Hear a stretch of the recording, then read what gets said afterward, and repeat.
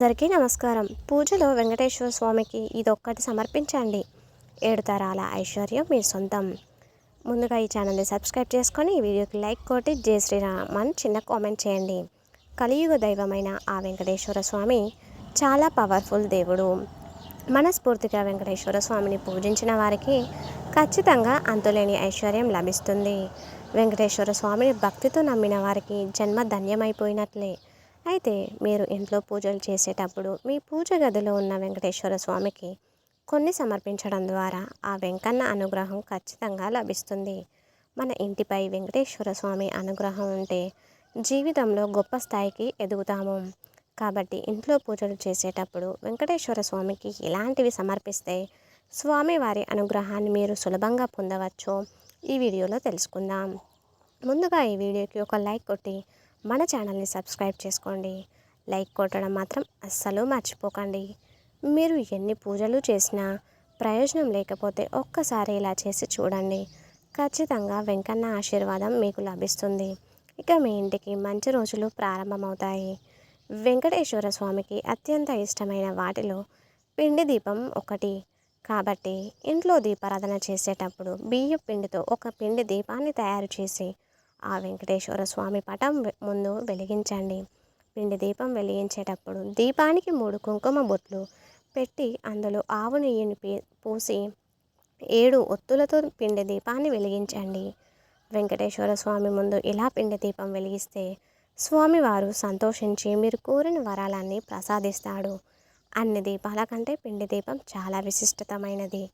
కాబట్టి వెంకటేశ్వర స్వామి ఆశీర్వాదాన్ని మీరు సులభంగా పొందాలంటే స్వామి ముందు ప్రతినిత్యం పిండి దీపాలు వెలిగించండి. అలాగే వెంకటేశ్వర స్వామికి ప్రీతికరమైన వాటిలో తులసి దళాలు ఒకటి. వెంకటేశ్వర స్వామికి ప్రతినిత్యం పూజలు చేయలేని వారు మనస్ఫూర్తిగా తులసి దళాలను సమర్పించండి. ఖచ్చితంగా స్వామివారి అనుగ్రహం లభిస్తుంది. తులసి ఆకులు లక్ష్మీదేవి కొలువై ఉంటుంది. కాబట్టి విపరీతమైన డబ్బు సమస్యలతో ఇబ్బంది పడేవారు మీ పూజ గదిలో ఉన్న వెంకటేశ్వర స్వామి పటానికి తులసి మాలను సమర్పించండి. లేదా వెంకటేశ్వర స్వామి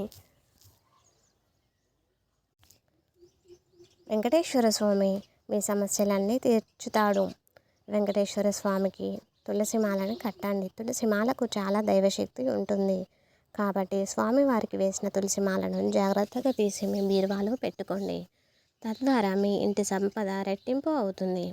వెంకటేశ్వర స్వామి అనుగ్రహంతో ఇక మీ ఇంటికి డబ్బు వస్తూనే ఉంటుంది.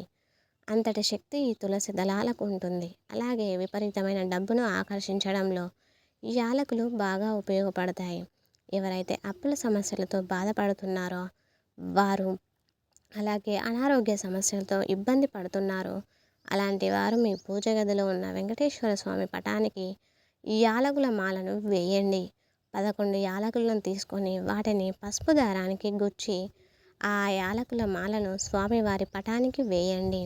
పూజ గదిలో ఉన్న వెంకటేశ్వర స్వామి పటానికి ఇలా యాలకుల మాల ఉండడం వల్ల ఇంట్లో డబ్బు సమస్యలే అస్సలు ఏర్పడవు.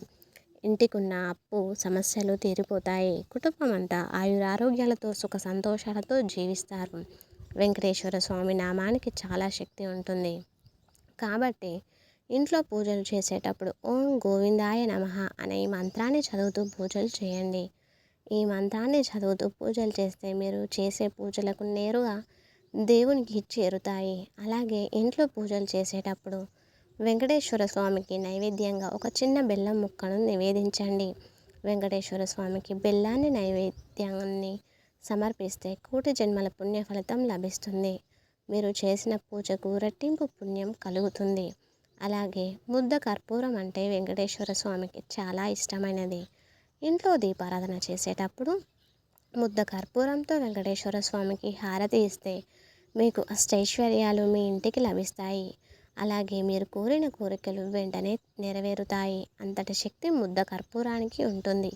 అయితే వెంకటేశ్వర స్వామికి ఇలా హారతి ఇచ్చేటప్పుడు కర్పూరం పైన ఒక లవంగాన్ని పెట్టి వెంకటేశ్వర స్వామికి హారతి ఇచ్చి నమస్కారం చేసుకుంటే మీరు ఏది కోరుకున్నా సరే వెంటనే నెరవేరుతుంది. అలాగే మన ఇంటిపై లక్ష్మీదేవి ఆశీర్వాదం ఉంటే జన్మ జన్మల అదృష్టం కలుగుతుంది. మన ఇల్లంతా అష్టైశ్వర్యాలతో నిండిపోతుంది. కాబట్టి లక్ష్మీదేవి అనుగ్రహాన్ని మీరు సులభంగా పొందాలంటే మీ పూజ గదిలో శంఖాన్ని పెట్టుకోండి.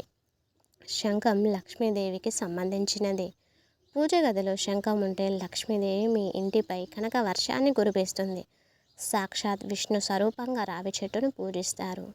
రావి చెట్టులో సకల దేవతలు కొలువై ఉంటారు. కాబట్టి విపరీతమైన డబ్బు సమస్యలతో బాధపడేవారు రావి చెట్టుకు నీళ్లు పోసి ఒక చిన్న నెయ్యి దీపాన్ని వెలిగించి రావి చెట్టుకు 5 ప్రదక్షిణాలు చేయండి. ఖచ్చితంగా డబ్బు కష్టాలన్నీ తీరిపోయి మీరు ఊహించలేనంత డబ్బు మీ ఇంటికి చేరుతుంది. ఇంటి సింహద్వారాన్ని లక్ష్మీదేవిగా భావిస్తారు. కాబట్టి ఇంటి గుమ్మం ముందు పొరపాటున కూడా చెప్పులు ఉండకూడదు. గుమ్మం ముందు చెప్పులు ఉంటే మీ ఇంట్లో ఉన్న సంపద మొత్తం నశించిపోతుంది. ఇక మీ జీవితంలో ఎన్ని కష్టాలున్నా సరే ఏదైనా ఒక శనివారం రోజున వెంకటేశ్వర స్వామికి ముడుపు కట్టండి. వెంకటేశ్వర స్వామికి ముడుపు కట్టడం వల్ల మీ కష్టాలన్నీ ఖచ్చితంగా తొలగిపోతాయి. అలాగే మీరు కోరిన కోరికలు వెంటనే నెరవేరుతాయి. వ్యాపారంలో నష్టాలు ఎదుర్కొంటుంటే ఏదైనా ఒక శనివారం రోజున 5 రావి ఆకులను దండగా చేసి మీ షాపు ముందు కట్టండి. ఇలా చేయడం వల్ల మీ వ్యాపారంలో బాగా లాభాలు వస్తాయి. ఎవరైతే ప్రతి శనివారం వెంకటేశ్వర స్వామిని పూజిస్తారో అలాంటి వారికి శని బాధలే ఉండవు.